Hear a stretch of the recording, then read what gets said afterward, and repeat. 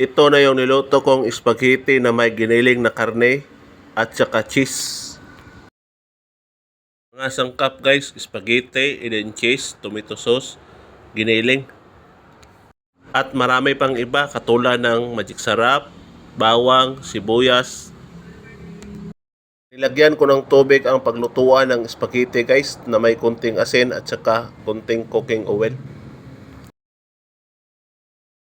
Binali ko at nilagay ko na ang spaghetti guys. Hintayin ko lang ito hanggang sa kumukulo. Sobrang sarap ng spaghetti guys, lalo na kapag may tinapay. Lutong bahay talaga. Ayan guys, kumukulo na ang ating spaghetti guys. Malapit na ito. Tapos ko na yan na pinakuluan guys. Hintayin lang ako ng saglit, tapos itapon ko ng tubig.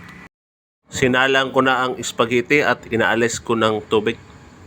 Madali lang itong gawin at saka masarap, matipid, maraming makakain. Kadalasan kapag may children party, merienda, snack, hindi talaga mawawala ang spaghetti guys. Binuhusan ko muna ng tubig ang spaghetti guys. Yan, malapit na ito.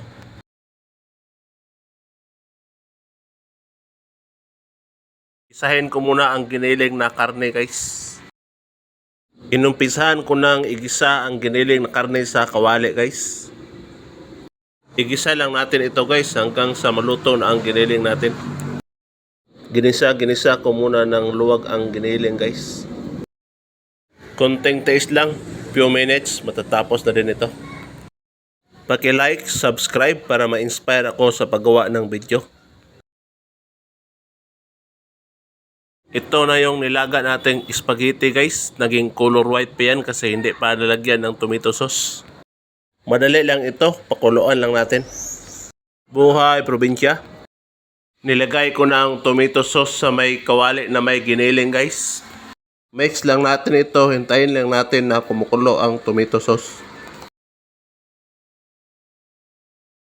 Parang malapit nang maluto ang ating spaghetti guys. Nagsimula ng uminit at kumukulo ng konti. Wow, sarap na sarap talaga. Mura lang talaga ang magastos sa paggawa ng spaghetti guys.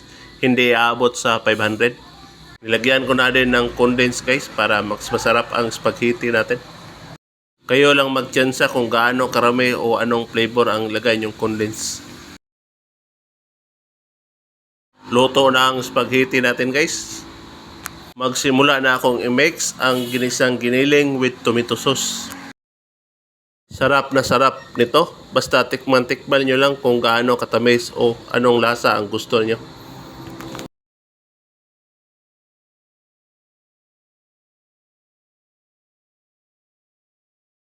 Minimix ko na ang spaghetti with tomato sauce guys. Yan. Sa lahat ng viewers na nanonood dyan, maraming salamat sa inyo.